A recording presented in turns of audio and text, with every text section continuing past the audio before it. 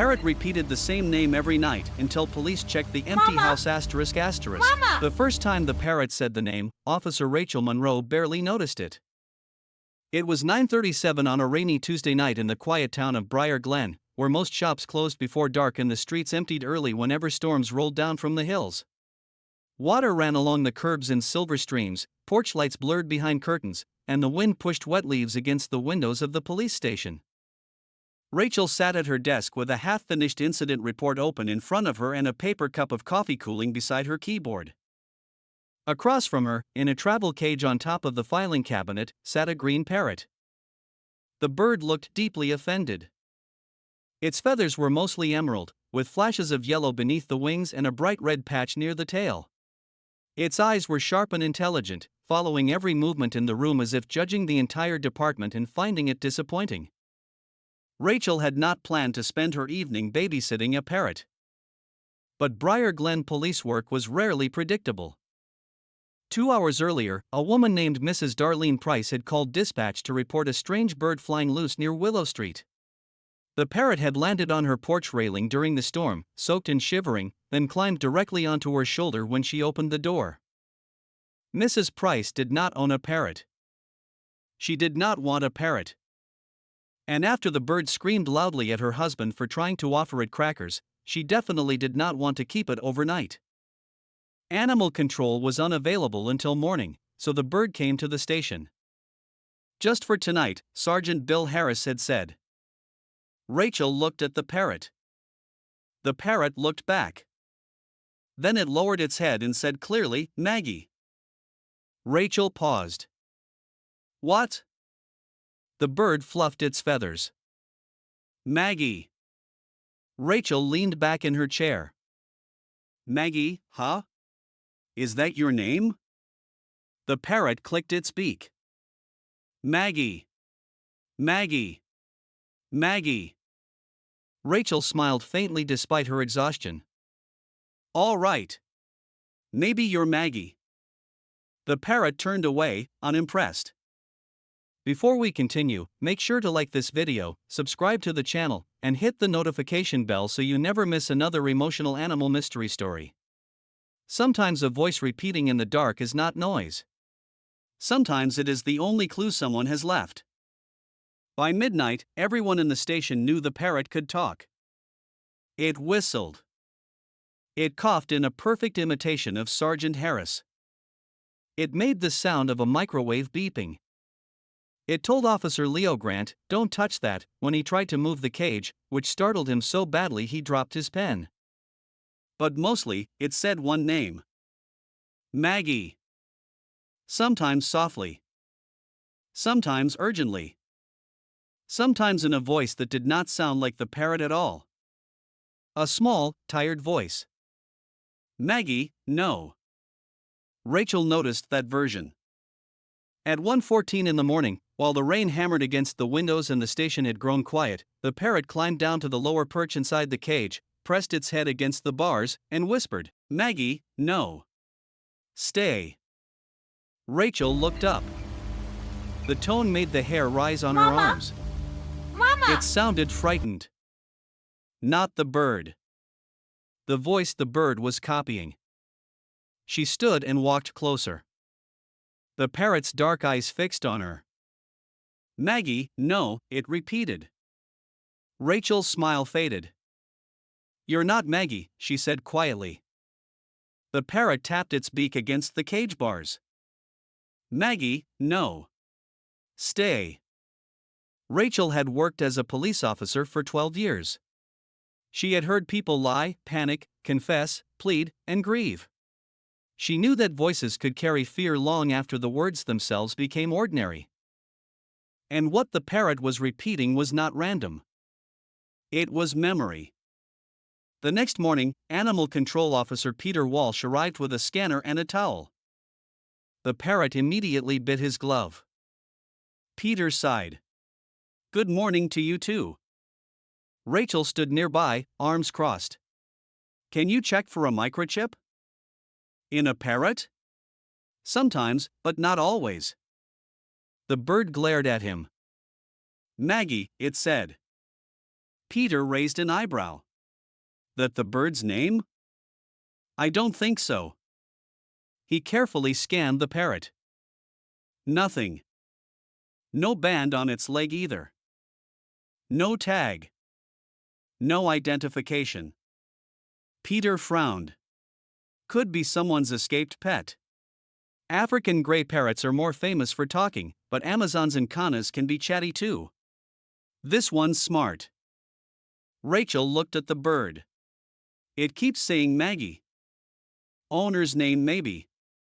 Or someone else's. Peter glanced at her. You think it means something? Rachel hesitated.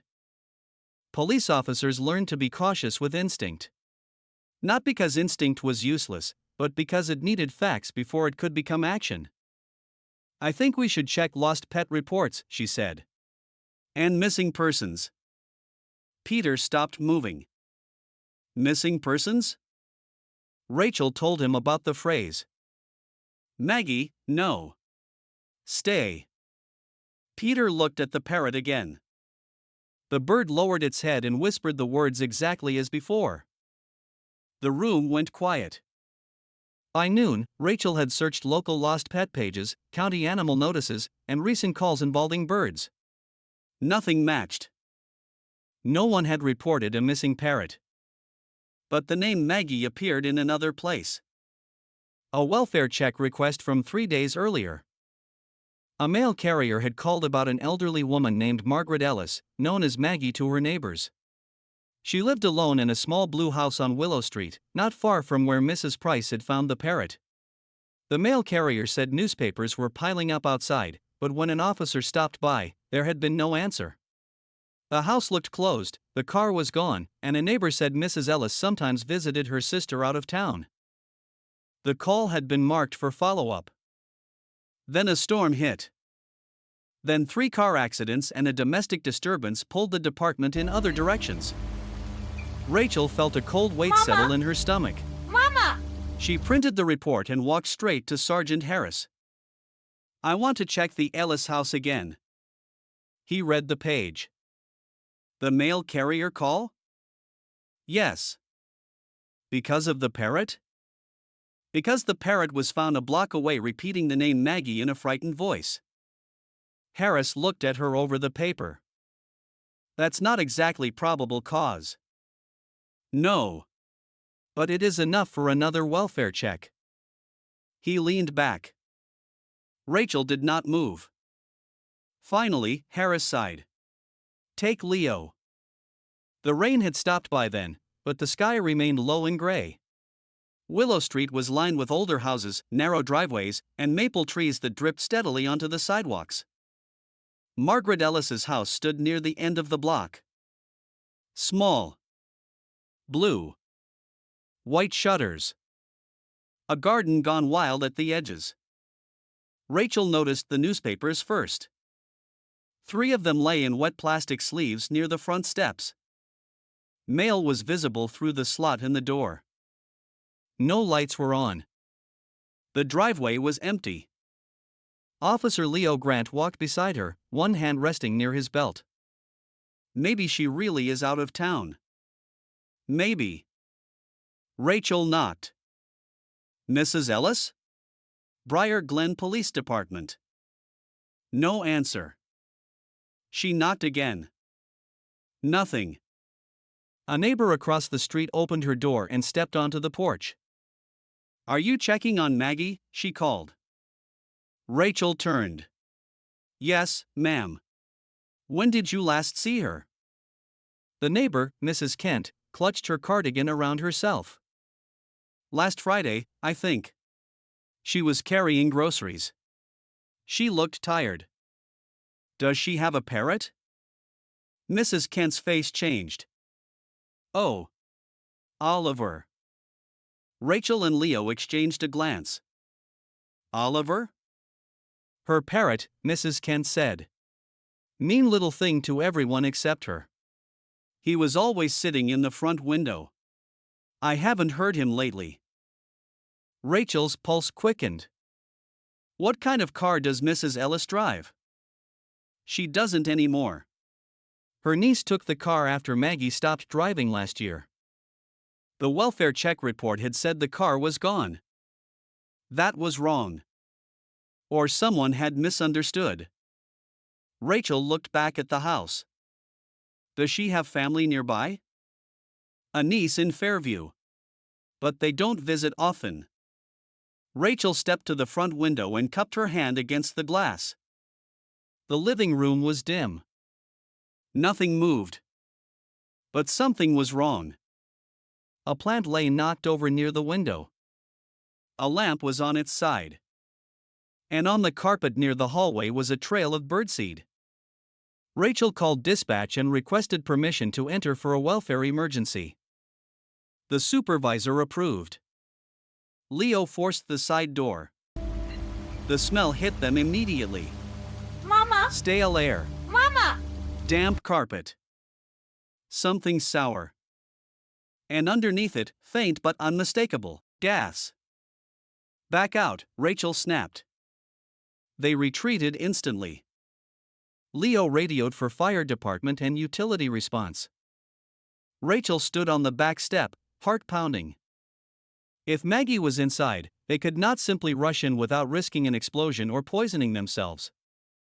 But if she was alive, every minute mattered. Through the kitchen window, Rachel could see the floor. A chair was overturned.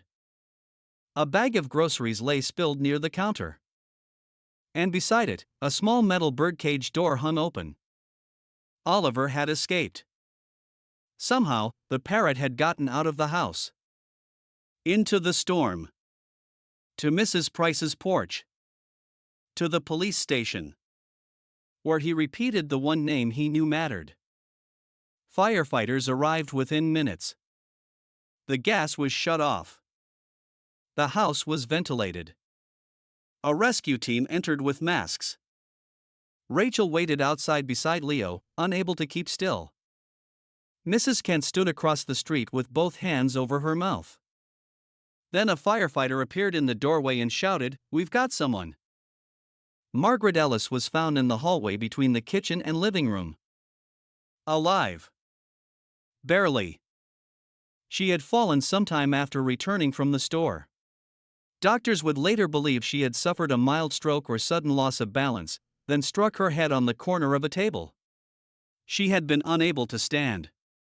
At some point, she must have tried to crawl toward the phone but did not make it. The gas stove had been left partly on, likely bumped when she fell or during her attempt to reach the counter. Oliver, her parrot, had been in his cage nearby. When Maggie stopped responding, the bird must have grown frantic. Somehow, he had worked open the cage latch, knocked the grocery bag over, and escaped through a small storm-damaged gap in the back porch screen. No one knew how far he flew in the rain. No one knew why he chose Mrs. Price's porch. But Rachel knew one thing with absolute certainty. He had carried Maggie's name with him. The words he repeated were likely the last words Margaret had said before losing consciousness. "Maggie, no. Stay." But Rachel later learned that was not quite right. At the hospital, Margaret regained consciousness 2 days later. Rachel was there when she opened her eyes, weak but aware. The first thing Margaret asked was not where she was. It was, "Oliver?"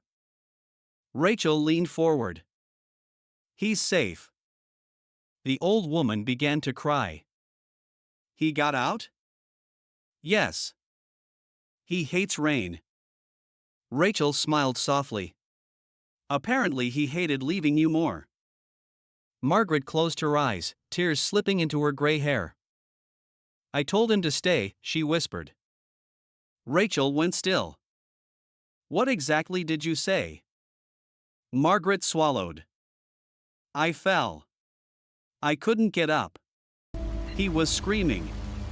I was afraid he'd hurt Mama! himself trying to get out. Mama! I kept saying, 'Oliver, no. Maggie. Stay.' He calls me Maggie. My husband taught him that." Rachel felt emotion rise in her throat. The parrot had not been saying the name of a missing person randomly. He had been repeating his owner's desperate command. "Oliver, no. Maggie. Stay. But he had not stayed. He had done the only thing he could. He had gone for help. Oliver was brought to the hospital the next afternoon. Officially, animals were not allowed in that ward. Unofficially, Sergeant Harris spoke to a nurse, the nurse spoke to a doctor, and no one felt brave enough to argue with a parrot that had solved a welfare check. Rachel carried the travel cage into Margaret's room. Oliver sat inside, feathers smooth now, eyes bright and suspicious. Margaret's hands trembled when she saw him. "Oliver," she whispered. The parrot froze. Then he climbed to the front of the cage. "Maggie," he said. Margaret broke down. Rachel opened the cage door. Oliver stepped carefully onto Margaret's blanket, then climbed with slow, deliberate movements up to her chest. He pressed his head beneath her chin and made a soft clicking sound unlike any noise Rachel had heard from him at the station. Margaret lifted one weak hand and touched his green feathers. "You bad boy," she cried. "You clever, terrible, wonderful boy." Oliver closed his eyes. "Maggie," he whispered. Everyone in the room was crying by then, including Leo, who later insisted he had allergies. News spread fast in Briar Glen. A parrot had escaped a gas-filled house. A parrot had repeated a name every night. A parrot had led police back to an empty house. Reporters loved the story. They called Oliver a hero. They asked Rachel how she knew to listen. They asked Sergeant Harris if the department would consider hiring birds.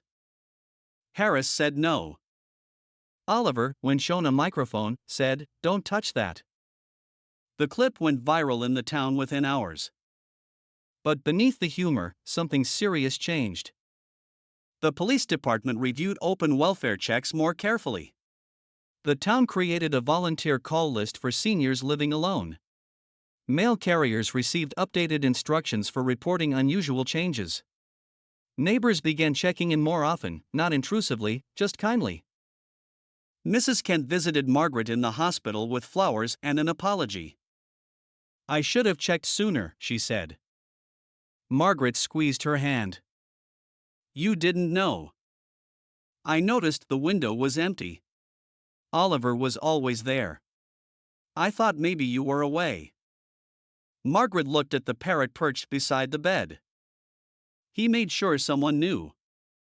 Oliver fluffed himself proudly. "Maggie." Margaret spent 3 weeks in the hospital, then another month in rehabilitation. Her niece offered to move her to assisted living immediately, but Margaret insisted on returning home with proper support, medical alert Mama! equipment, and regular Mama! check-ins. Rachel worried. But she also understood. Home was not only walls. It was memory. It was the front window where Oliver sat. It was the chair by the bookshelf where Margaret's husband once read aloud. It was the place where the bird had learned to say Maggie in a man's laughing voice years before grief arrived. The house was repaired before Margaret returned. The gas stove was replaced with a safer electric one. The porch screen was fixed. Oliver's cage latch was upgraded, though Margaret joked that it hardly mattered. If he wants out, he will begin negotiations. Oliver proved her right by learning to open the food dish door within a week. Rachel kept visiting. At first, she told herself it was follow-up. Then it became coffee on Thursdays. Margaret told her about her late husband, Henry, who had bought Oliver 20 years earlier after retiring from the railway.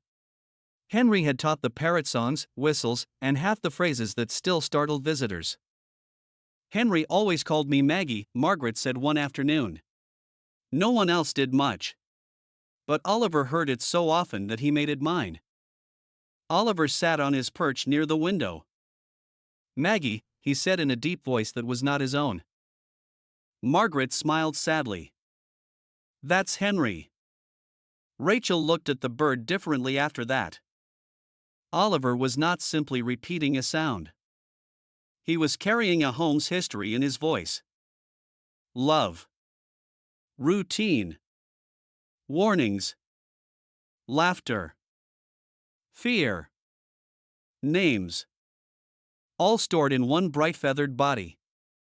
That winter, Margaret began volunteering from home with the new senior check-in program. She made phone calls twice a week to others living alone. At first, people accepted because the police department recommended it. Then they stayed because Margaret was kind. Oliver often interrupted. One elderly man named Mr. Briggs continued answering every Tuesday simply because he wanted to hear the parrot yell, "Coffee first." Margaret became less alone.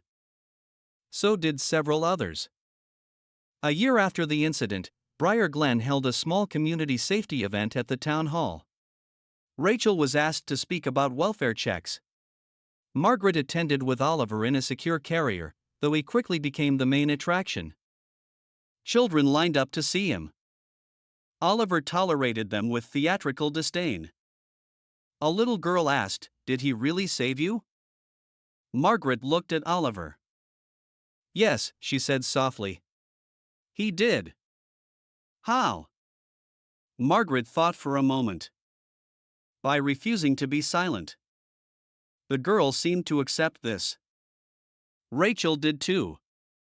At the end of the event, the mayor presented Margaret with a framed certificate for Oliver. It called him an honorary Community Watch member. Oliver bit the corner. The room applauded anyway. Years passed. Oliver remained impossible. He screamed at vacuum cleaners, insulted the mail slot, imitated the phone so perfectly Mama! that Margaret answered it twice a day Mama! for no reason, and continued to tell visitors, "Don't touch that," whether or not they were touching anything.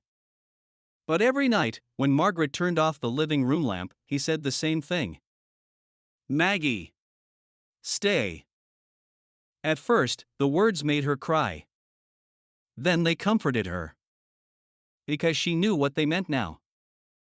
Not stay trapped. Not stay afraid. Stay alive. Stay here.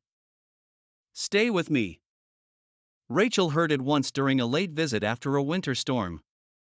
Margaret was slower by then, using a cane, but still sharp. Oliver sat on the back of the chair, one foot tucked up, feathers fluffed in the warmth. Rachel stood to leave. Oliver opened one eye. "Maggie! Stay!" Margaret laughed softly. "He says that to everyone now." Rachel smiled. "Maybe he knows we all need to hear it." Margaret looked at her for a long moment. "Yes," she said. "Maybe we do." When Margaret passed away many years later, it was peaceful. She was not alone. Her niece was there. Rachel was there. And Oliver sat beside her pillow, unusually quiet. Afterward, arrangements had to be made. Oliver was old for a parrot but still healthy, and Margaret had planned carefully. She had written in her will that Rachel should take him only if she truly wanted to. Otherwise, a trusted parrot sanctuary had agreed to accept him. Rachel read the note twice. Then she looked at Oliver. He stared back from his travel cage. "Don't touch that," he said. Rachel sighed. "You're going to be a nightmare, aren't you?" Oliver clicked his beak. "Maggie." Rachel took him home. At the police station, Sergeant Harris pretended this was a terrible idea. Then he bought Oliver a perch for Rachel's office. Oliver became a semi-official presence at the department, though never during busy public hours because he had opinions about everyone. He learned the police radio tones. He learned Leo's laugh. He learned to say, "Report first," whenever Rachel sat down with coffee. And sometimes, late in the evening, when paperwork piled up and the station grew quiet, he would say in Henry's old voice, "Maggie." Rachel would stop. She would remember the rainy night, the travel cage, the repeated name, the empty house, the gas smell, the overturned lamp, the woman alive in the hallway because one bird refused to let her disappear unnoticed. Then she would check the welfare call list one more time. Just in case. Years later, new officers heard the story during training. Not as a joke. Not only as a heartwarming tale, but as a lesson. Notice patterns. Follow up. Trust small clues. Do not dismiss what seems strange just because it arrives in an unusual form. A parrot repeating a name may mean nothing.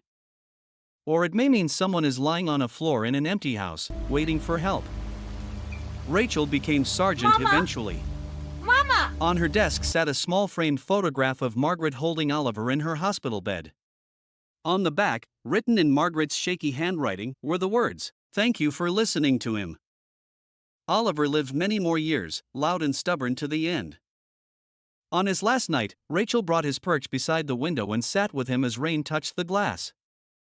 He was old then, feathers duller, eyes still sharp but tired.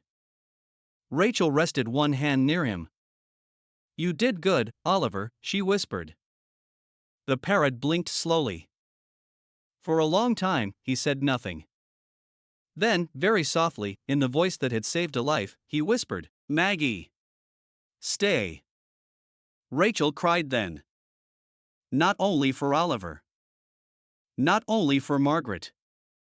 But for every voice people almost miss. Every warning that sounds like nonsense. Every small creature carrying a message too important to ignore. The next morning, the station was strangely quiet. Too quiet.